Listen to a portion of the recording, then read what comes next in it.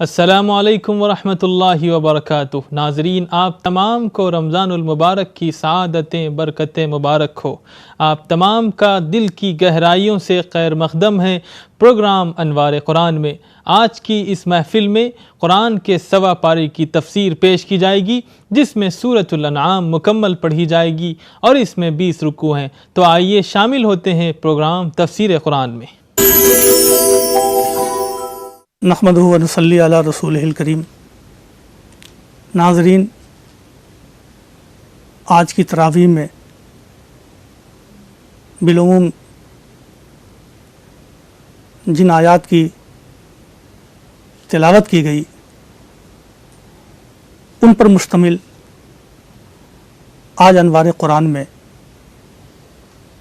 ایک اجمالی تفسیر بیان کی جائے گی۔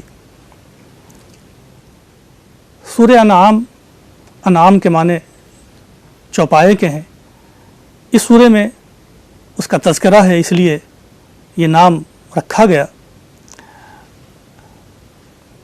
سورہ انعام مکی سورہ ہے اور یہ قرآن کریم کی صورتوں میں دوسرے گروپ میں شامل ہے۔ اس کے بعد سورہ اعراف آئے گی اور وہ بھی مکی سورہ ہے۔ یہ دو صورتیں مکہ کے آخری ایام کی صورتیں ہیں، جن میں مشرکین کے عقائد، ان کے اعمال، آخرت اور توحید و رسالت کے سلسلے میں ان کے رویے اور سماجی زندگی میں ان کی خرابیاں، ان کی عقدہ کشائی کرنے کے ساتھ ساتھ ان کو ایک سچے پاکیزہ معاشرے کو اختیار کرنے، ایک پاکیزہ نظام زندگی کو اختیار کرنے کی دعوت دی گئی ہے۔ وحی الہی پر جو ان کے اعتراضات ہیں، رسول صلی اللہ علیہ وسلم کے متعلق جو ان کے شبہات ہیں، ان کے بھی جوابات دیے گئے ہیں اور آفاق و انفس کے دلائل دیے گئے ہیں کہ جو نظام زندگی محمد صلی اللہ علیہ وسلم اللہ کی طرف سے تمہارے پاس لے کر کے آئے ہیں وہ قابل قبول ہے۔ مشرکوں کا یہ اعتراض تھا کہ ہمارے جیسا انسان یہ وحی کا دعویٰ کرتا ہے، یہ قرآن لے کر کے آتا ہے، کیوں کوئی فرشتہ نازل نہیں ہوا؟ وہ خود کتاب لے کر کے کیوں نہیں آیا؟ قرآن نے کہا کہ اگر فرشتہ انسان کی شکل میں آتا تو اس کو بھی یہ جھٹلاتے، اور اگر اپنی شکل میں آتا تو یہ پہچان نہ پاتے۔ کہا اصل معاملہ یہ نہیں ہے، معاملہ یہ ہے کہ وہی توحید اور رسالت کا یہ مذاق بھی اڑاتے ہیں اور اس سے پہلے بھی یہ مذاق اڑا چکے ہیں۔ فرمایا کہ تم دیکھو اس سے پہلے جو مذاق اڑانے والے لوگ تھے، انکار کرنے والے لوگ تھے، ان کا انجام کیا ہوا۔ اللہ تعالیٰ نے اپنے اوپر رحمت کو لازم کیا ہے تو وہ قیامت کے دن تم کو جمع کرے گا۔ لیکن افسوس کہ جن لوگوں نے دنیا کی زندگی میں اپنا خسارہ کیا، اب وہ ایمان لا کر کے نہیں دیں گے۔ آپ کہیے کہ کیا میں اللہ کے علاوہ کسی کو کارساز بناؤں جس نے آسمان و زمین کو بنایا ہے؟ وہ خود تو انسانوں کو کھلاتا ہے مگر خود نہیں کھاتا۔ آپ کہیے کہ میں سب سے پہلے سر جھکانے والا ہوں اور میں شرک کرنے والا نہیں۔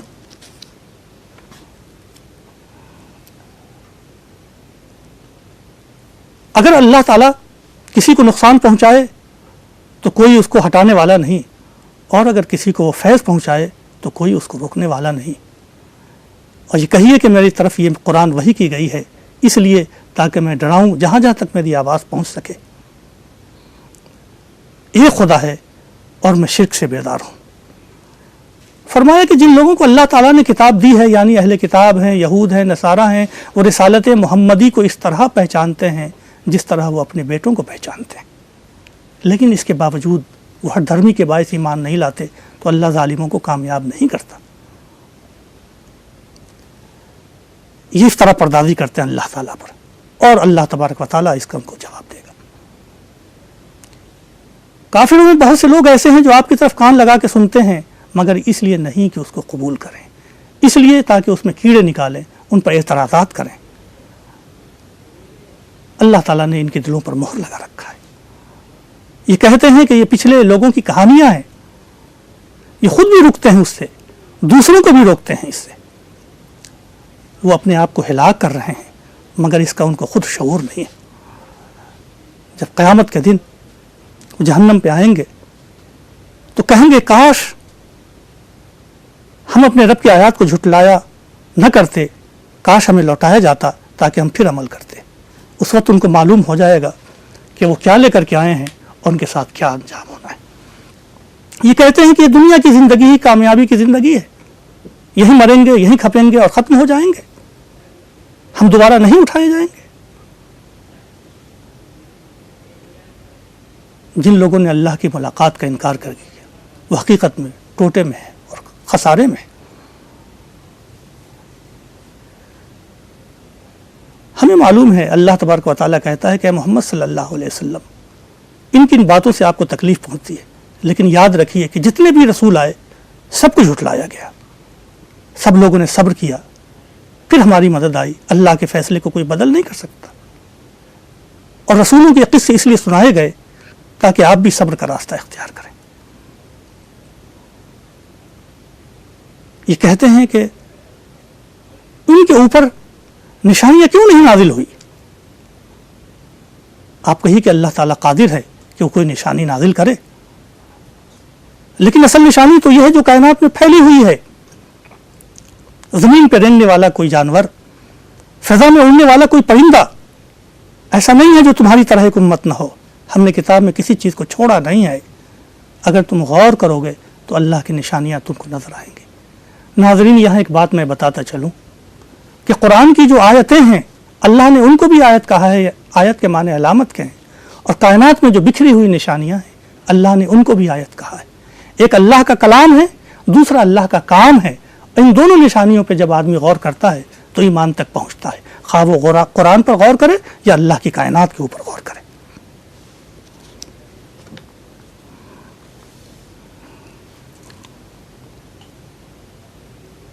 اس سے پہلے ہم نے جن رسولوں کو بھیجا انہوں نے توحید کی تعلیم دی۔ ایسا بھی ہوا کہ آزمانے کے اللہ تعالیٰ نے ان قوموں کو پریشانیوں میں مبتلا کر دیا، قحط میں مبتلا کر دیا تاکہ وہ تضرع اختیار کریں، لیکن اس کے بعد وہ پھر بھول گئے۔ جب اللہ تعالیٰ نے ان کو خوشحالی عطا کی تب وہ فکر معاش میں لگنے کے ساتھ ساتھ اللہ کے ساتھ نافرمانی کرنے لگے۔ اللہ کہتا ہے فَقُطِعَ دَابِرُ الْقَوْمِ الَّذِينَ ظَلَمُوا وَالْحَمْدُ لِلَّهِ رَبِّ الْعَالَمِينَ۔ ہم نے ظالم قوموں کی جڑ کاٹ کر کے رکھ دی۔ ان سے پوچھئے کہ اگر اللہ تبارک و تعالیٰ تم پر عذاب لے آئے رات کو سوتے ہوئے یا دن کو جاگتے ہوئے تو کون تم کو بچائے گا؟ آپ کہیے کہ تم نشانیوں کا مطالبہ کرتے ہو۔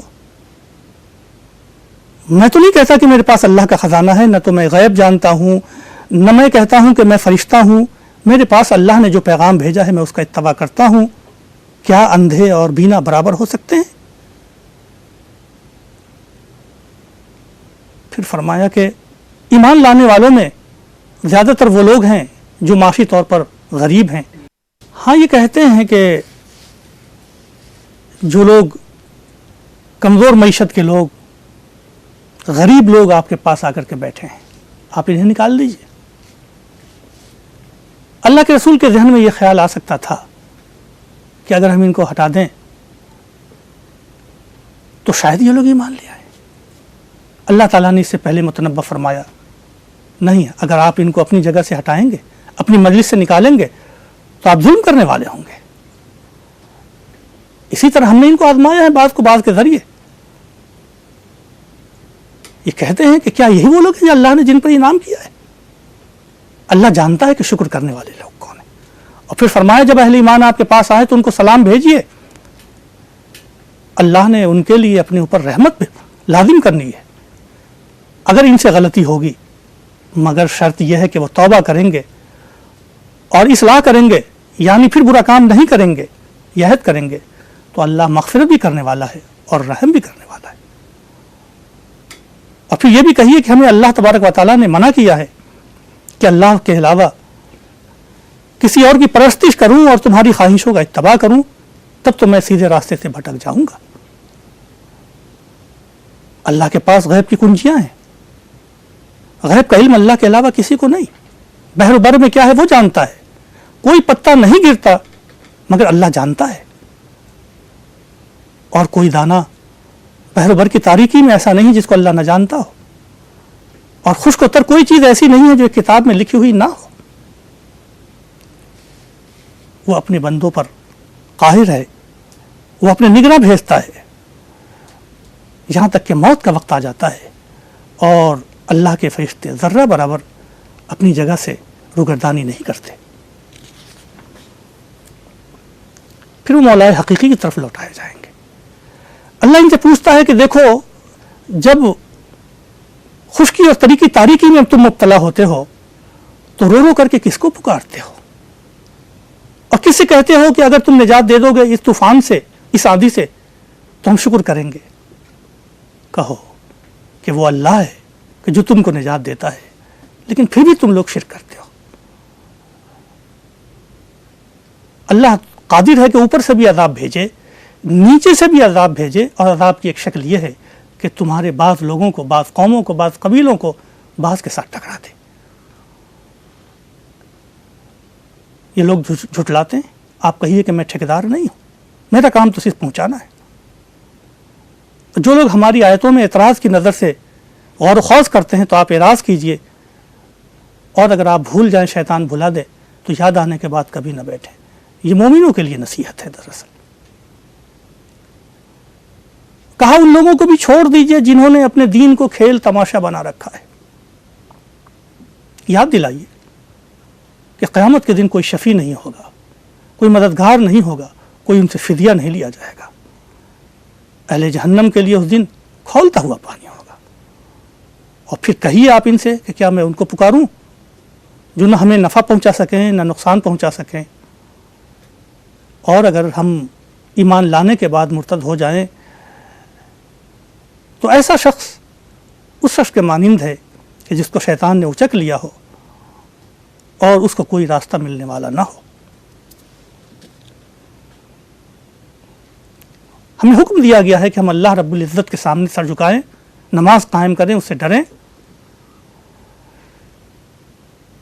وہ ذات ہے کہ جب وہ کہتا ہے کن، تو صرف اس کے کلمہ کن کی وجہ سے جو چیزیں وجود میں آنی ہیں وہ آ جاتی ہیں. اس توحید کی نظری تعلیم کے بعد ایک واقعہ سنایا حضرت ابراہیم کا. حضرت ابراہیم علیہ الصلاۃ والسلام ساری قوموں میں، یہود و نصارہ اور دوسری قوموں میں بھی بابا آدم کا مرتبہ رکھتے ہیں. سارے سلسلے ان سے جا کر کے ملتے ہیں.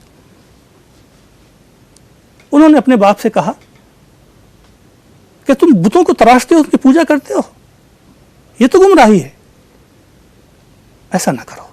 اللہ تعالیٰ نے کہا کہ ہم نے اسی طرح ابراہیم کو آسمان و زمین کی سلطنت دکھائی تاکہ ان کا یقین بڑھ جائے. حضرت ابراہیم نے جب رات میں ستاروں کو دیکھا تو کہا شاید یہ میرا رب ہے. جب وہ ڈوب گیا تو کہا کہ میں ڈوبنے والے کو پسند نہیں کرتا. جب انہوں نے چاند کو دیکھا تو کہا کہ شاید یہ میرا رب ہے. لیکن جب وہ بھی ڈوب گیا تو آپ نے کہا کہ اگر خدا ہمیں ہدایت نہ دے تو ہم گمراہ ہو جائیں. جب دن میں انہیں سورج کو چمکتا ہوا دیکھا تو کہا کہ یہ میرا رب ہے، یہ تو بہت بڑا ہے. جب وہ بھی ڈوب گیا تو ان کا اے لوگو، میں بری ہوں سے جو تم شرک کرتے ہو. جو ڈوبنے والی چیزیں ہیں وہ کب خدا بن سکتی ہیں؟ اور میں تو متوجہ ہوا، اپنا چہرہ میں نے استقامت کے ساتھ آسمان و زمین کے پیدا کرنے والوں کی طرف جھکا دیا. میں مشرکوں میں سے نہیں ہوں. حضرت ابراہیم کا یہ استدلال اس لیے بتایا کہ یہ استدلال فطرت ہے. کوئی شخص بھی اگر اس کائنات پر غور کرے گا تو محسوس کرے گا کہ ہر چیز فانی ہے اور جو چیز فنا ہونے والی نہیں ہے وہ اللہ تبارک و تعالیٰ کی ذات ہے. تو جو چیز فانی ہے اس کی عبادت نہیں ہونی چاہیے، جو لافانی ہے اس کی عبادت ہونی چاہیے. پھر فرمایا کہ دیکھو، صرف ایمان لانا کافی نہیں ہے، ایمان کے ساتھ ساتھ اپنے آپ کو ظلم سے بچانا بھی ضروری ہے. الذین آمنوا ولم یلبسوا ایمانہم بظلم اولئک لہم الامن. کہ جو لوگ ایمان لائیں اور اپنے ایمان کو ظلم کے ساتھ آلودہ نہیں کیا، کسی کو مارا نہیں، کسی کو ستایا نہیں، کسی کے یہاں ڈاکہ نہیں ڈالا اور کسی پر ناحق حملہ نہیں کیا، امن ان کے لیے ہے اور ہدایت یاب وہ ہے. پھر آخر میں فرمایا کہ یہ وہ دلیل تھی جو ہم نے حضرت ابراہیم کو ان کے قوم کے خلاف عطا کی تھی. پھر ہم نے ان کو اولادیں عطا کی، اسحاق، یعقوب، اور پھر ان کے بعد فرمایا کہ ہم نے سب کو ہدایت دی. نوح کو ہدایت دی، ان کی اولاد کو ہدایت دی، داؤد و سلیمان، ایوب، یوسف، موسیٰ، ہارون، سارے انبیاء کو ہدایت دی، حضرت زکریا، یحییٰ، عیسیٰ، الیاس، ان سب صالحین کو ہدایت دی، حضرت اسماعیل، یسع، یونس اور لوط، سارے انبیاء کو ہدایت دی، اور ان سب کو ہم نے فضیلت عطا کی، سارے جہان والوں پر فضیلت عطا کی۔ یہ وہ لوگ تھے جن کو ہم نے کتاب بھی دی، اقتدار بھی دیا، نبوت بھی دی۔ اگر یہ لوگ ان کا انکار کرتے ہیں تو ہم ایسی قوم لے کر کے آئیں گے جو کافر نہیں ہوں گے۔ یہ وہ لوگ ہیں کہ جن کی ہدایت کا اتباع کرو، جن کے پیچھے چلو۔ آپ کہیے محمد صلی اللہ علیہ وسلم کہ اس تعلیم پر، اس دعوت پر ہم تم سے کوئی اجر نہیں چاہتے، یہ تو تمام لوگوں کے لیے ایک نصیحت ہے، تمام دنیا والوں کے لیے نصیحت ہے۔ پھر اہل کتاب کی طرف اشارہ کرتے ہوئے کہا کہ ان لوگوں نے اللہ کی قدر نہیں کی جب یہ دعویٰ کیا کہ اللہ نے کسی انسان کے اوپر کوئی وحی نازل نہیں کی، کوئی کتاب نازل نہیں کی۔ ان سے کہیے کہ وہ کون سی کتاب تھی جو اللہ تبارک و تعالیٰ نے حضرت موسیٰ پر نازل کی تھی؟ توریت تو اللہ نے حضرت موسیٰ پر نازل کی تھی، جن کو تم چھپاتے ہو، جن کو کچھ ظاہر کرتے ہو، تو ایسا دعویٰ کیوں کرتے ہو؟ اسی کے تسلسل میں یہ کتاب نازل ہوئی جو مبارک بھی ہے اور توریت و انجیل کی تصدیق کرنے والی ہے، تاکہ لوگوں کو ڈرایا جائے۔ جو لوگ آخرت پر ایمان لاتے ہیں، اللہ سے ڈرتے ہیں، وہ اس کتاب پر بھی ایمان لاتے ہیں۔ اس سے بڑا ظالم کون ہوگا کہ جس نے کہا کہ میری طرف بھی وحی کی جاتی ہے، میں بھی رسول ہوں، حالانکہ وہ جھوٹا ہے، دعوی نبوت میں اس کی طرف کوئی وحی نہیں کی۔ وہ منظر یاد کرو ایسے لوگوں کے لیے جب فرشتے ہاتھ بڑھائیں گے اور کہیں گے نکالو اپنی روحوں کو، پھر زبردستی ان کی روحیں نکالی جائیں گی اور کھینچ کر کے ان کو لایا جائے گا اور ان کو دردناک عذاب دیا جائے گا ان کے جھوٹ کے بدلے۔ کہا کہ آج تو تنہا آئے ہو، کہاں ہے تمہاری دولت، کہاں ہے تمہاری پارٹی اور کہاں ہے تمہاری پوزیشن، کہاں ہے تمہارے دوست احباب اور جماعت؟ جس طرح پیدا تنہا ہوئے تھے، قیامت کے دن آؤ گے بھی تنہا، اپنے پیچھے چھوڑ کر آؤ گے وہ سب کچھ جو دنیا میں لاؤ لشکر تم رکھتے تھے۔ تمہارے ساتھ کوئی تمہارا سفارشی نہیں آئے گا، تمہارے سارے اسباب ختم ہو جائیں گے۔ فرمایا کہ اس دن سے ڈرو۔ اور اس کے بعد اللہ تبارک و تعالیٰ نے پھر اپنی خلاقیت اور ربوبیت کا کہ کچھ جلوے دکھائے جس کو ہم توحید ربوبیت کہتے ہیں۔ اللہ کہتا ہے کہ زمین کو پھاڑ کر کے گٹھلی اور دانہ نکالنے والا اللہ ہے، مردے سے زندہ کرنے والا اللہ ہے، صبح کو رات کی تاریکی کا پردہ چاک کر کے نکالنے والا اللہ ہے، رات کو جائے سکون بنانے والا اللہ ہے، شمس و قمر کے حساب مقرر کرنے والا اللہ ہے۔ وہ وہی ہے جو ستاروں کو تمہاری ہدایت کا ذریعہ بناتا ہے رات کی تاریکی میں۔ وہ وہی ہے جو ایک جان سے تم کو پیدا کیا ہے، جس نے ہم نے آیتیں کھول کھول کر کے بیان کر دی ہیں ان لوگوں کے لیے جو سمجھ اور بوجھ رکھتے ہیں، جو آسمان سے پانی برساتا ہے اور طرح طرح کے غلے اگاتا ہے، طرح طرح کے پھل اگاتا ہے، انگور، انار، ملتے جلتے اور غیر ملتے جلتے۔ دیکھو جب پھل کٹنے کا وقت آئے تو پھل کاٹو اور اس کا پھل کھاؤ، اس میں نشانیاں ہیں۔ پھر روئے سخن کافروں کی طرف کہا کہ انہوں نے اللہ کے لیے بیٹے اور بیٹیاں بنائی۔ آسمان و زمین کا پیدا کرنے والا اللہ، وہ پاک ہے کہ اس کی کوئی بیوی ہو، اس کی کوئی بیٹی ہو، اس کا کوئی بیٹا ہو۔ اللہ کے علاوہ کوئی معبود نہیں، ہر چیز کا پیدا کرنے والا وہی ہے۔ اگر اس کے بیٹے بیٹیاں ہوں تو وہ بھی عبادت میں شریک ہو جائیں، حالانکہ وہ وحدہ لا شریک ہے۔ اور وہ وحدہ لا شریک اتنی لطیف شے ہے کہ ہر نگاہوں کو وہ دیکھتا ہے، کوئی نگاہ اس کو دیکھ نہیں پاتی۔ اے لوگوں، تمہاری طرف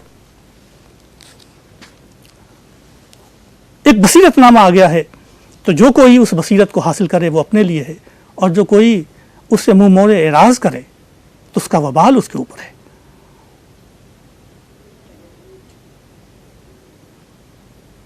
اللہ کے رسول صلی اللہ علیہ وسلم کو ہدایت کرتے ہوئے عام مومنوں کو ایک بات کی گئی، اور یہ شاہ کلید ہے ایک ایسے معاشرے کے لیے جہاں مختلف خیال کے، مختلف مذہب کے، مختلف دین کے اور مختلف ریلیجن کے لوگ رہتے ہیں۔ فرمایا ولا تسبوا الذین یدعون من دون اللہ فیسبوا اللہ عدوا بغیر علم۔ तुम दूसरों के माबूदों को, बुतों को बुरा ना कहो, वरना वो नादानी में तुम्हारे खुदा को बुरा कहेंगे। हमने हर उम्मत के लिए उनके अमल को मुज़य्यन कर दिया है, फिर उनके रब की तरफ पलटना है। अल्लाह बता देगा कि वो क्या करते रहे। हम उनके दिल, उनकी निगाहें पलट देते हैं जिस तरह वो ईमान नहीं लाए पहली मर्तबा, और हम उनको उनकी तुग़यानियों में छोड़ देते हैं। 8वां पारा यहाँ से शुरू होता है कि अगर हम इनके ऊपर फरिश्ता भी नाजिल कर देते, मुर्दे भी इनसे बात करने लगते, और सारी चीज़ें ला करके हम इनके सामने जमा कर देते, तब भी इन मोजज़ात को देख करके ईमान नहीं लाते। क्यों? कहा इसी तरह हमने हर नबी के सामने ऐसे मुजरिम पैदा कर दिए हैं जो एक दूसरे को चिपनी चपड़ी बातें बताते रहते हैं और दावत हक़ की और नबी की मुखालफत करते रहते हैं। ये होता चला आया है और होता रहेगा। जिनको मानना है वो मान लेते हैं, जिनको नहीं मानना है वो हील हुज्जत और बहाने तलाशते हैं।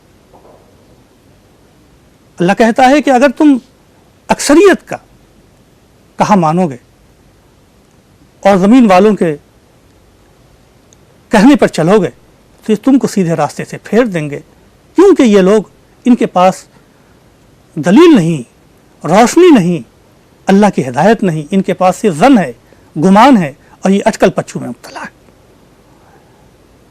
फिर फरमाया कि जिस पर अल्लाह का नाम लिया जाए उसे क्यों नहीं खाते, और जो मुर्दार है उसे क्यों खाते हो। फरमाया कि खाओ जो मजबू हो और खुली छुपी सारी बुराइयों को छोड़ दो। फिर फरमाया कि अगर तुम मुशरिकों का इत्तबा करोगे तो तुम भी मुशरिक हो जाओगे। फिर एक अहम बात ये फरमाई बीच में कि भला वो शख्स जो मुर्दा था, हमने उसको जिंदा किया, उसको रोशनी अता की जिससे वो दुनिया में चलता है, लोगों में चलता है, क्या उस शख्स के मुताबिक बराबर हो जाएगा कि जो तारीकी में है उसे निकलने वाला नहीं है। यहाँ ज़िंदगी से मुराद ईमान की ज़िंदगी है और मौत से मुराद कुफ्र की मौत है। फरमाया कि जब उनके पास कोई निशानी आती है तो कहते हैं कि हम ईमान लाने वाले नहीं हैं, यहाँ तक कि हमारे पास भी वही निशानी ना आ जाए जो रसूल के ऊपर आई है। अल्लाह कहता है अल्लाह आलम हाइसो यजअलु रिसालता, अल्लाह बेहतर जानता है कि वो अपनी रिसालत का हकदार किसको करार देता है। जिन लोगों ने जुर्म किया है उनको ज़िल्लत उठानी पड़ेगी और उनको अज़ाब उठाना पड़ेगा। फरमाया कि जिसका सीना हम इस्लाम के लिए खोल देते हैं उनको हिदायत देते हैं, जिनको गुमराह करना चाहते हैं उसका सीना तंग कर देते हैं कि जिस तरह कोई आदमी आसमान की बुलंदी की तरफ जा रहा हो और उसका दम घुटा जा रहा हो, इसी तरह जो लोग ईमान नहीं लाते अल्लाह उनके ऊपर रिज्स, गंदगी डाल देता है। अल्लाह के अहद को पूरा करो, ये वो बातें हैं अल्लाह ताला ने जिनकी तुमको नसीहत की है, और ये मेरा रास्ता सीधा रास्ता है, इसका इत्तबा करो, मुख्तलिफ रास्तों का इत्तबा ना करो वरना तुम भटक जाओगे। और अल्लाह तबारक व तआला ने जो रास्ता दिखाया है उससे तुम फिर जाओगे। उसके बाद हज़रत मूसा अलैहिस्सलातु वस्सलाम का तज़किरा है और उनकी कौम के उन रवैयों का तज़किरा है जो उन्होंने दावत हक़ से ख़िलाफ़ अपनाया था और अपने दीन को टुकड़े टुकड़े कर लिया था। मोमिनों को नसीहत की गई कि ऐसे लोग ना हो जाना, ऐसे लोगों के मिसल ना हो जाना जिन्होंने अपने दीन के टुकड़े टुकड़े कर लिए। जो एक नेकी लेके आएगा उसको 10 नेकियां मिलेंगी, जो एक बुराई करेगा उसको सिर्फ उतनी ही बुराई मिलेगी। और आप कह दीजिए कि मेरे रब ने सीधे रास्ते की हिदायत की है, यह दीन क़य्यम भी है, सीधा रास्ता है, मिल्लत इब्राहीमी है, और वो मुशरिकों से नहीं थे। मेरी नमाज, मेरी क़ुरबानी, मेरा जीना, मेरा मरना, सब कुछ अल्लाह रब्बुल आलमीन के लिए है, उसका कोई शरीक नहीं। इसी का मुझे हुक्म दिया गया है और मैं मुसलमान हूँ। क़यामत के दिन कोई किसी का बोझ नहीं उठाएगा, तुम्हारे रब की तरफ तुमको पलटना है, वो तुम्हारे इख्तलाफ का फ़ैसला कर देगा। वही है जिसने तुमको ज़मीन में खलीफा बनाया, बाज़ को बाज़ पर दर्जे बुलंद किए, इसलिए ताकि تمہاری آزمائش کرے، تمہارا رب سریع العقاب ہے اور وہ مغفرت و رحمت کرنے والا ہے۔ ناظرین، ہم نے پڑھا کہ ہمیں انصاف سے کام لینا چاہیے اور حرام و حلال کے وہ پیمانے اختیار کرنے چاہیے جو قرآن کریم نے اختیار کیے ہیں۔ ہمیں اپنی خواہشات سے کوئی چیز طے نہیں کرنا چاہیے، اور اللہ رب العزت نے جو نظام زندگی، نظام قانون کتاب الہی کی شکل میں ہمیں عطا کیا ہے، ان کا اتباع کرنا چاہیے۔ ناظرین، آپ نے ملاحظہ فرمایا پروگرام تفسیر قرآن۔ اللہ مجھ کو اور تمام عالم کے مسلمانوں کو قرآن کے میسج اور پیغام کو سمجھنے اور اس پر عمل کرنے کی توفیق عطا فرمائے۔ ناظرین، آج شب دیکھنا نہ بھولیں حرم شریف مکۃ المکرمہ سے نماز عشاء اور نماز تراویح کا لائیو ٹیلی کاسٹ۔ تو دیجئے اجازت اپنے میزبان محمد ثناء اللہ خان قاسمی کو۔ اللہ حافظ، السلام علیکم ورحمۃ اللہ۔